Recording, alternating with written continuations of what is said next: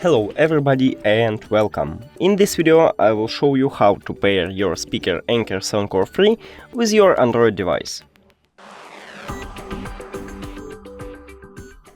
You have to start by open Settings, then go to Connected Devices, now click Pair New Device, and after that press one time on the power button on your speaker.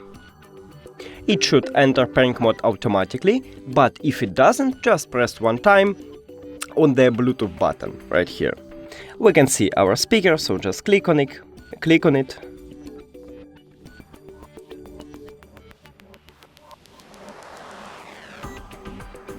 pair,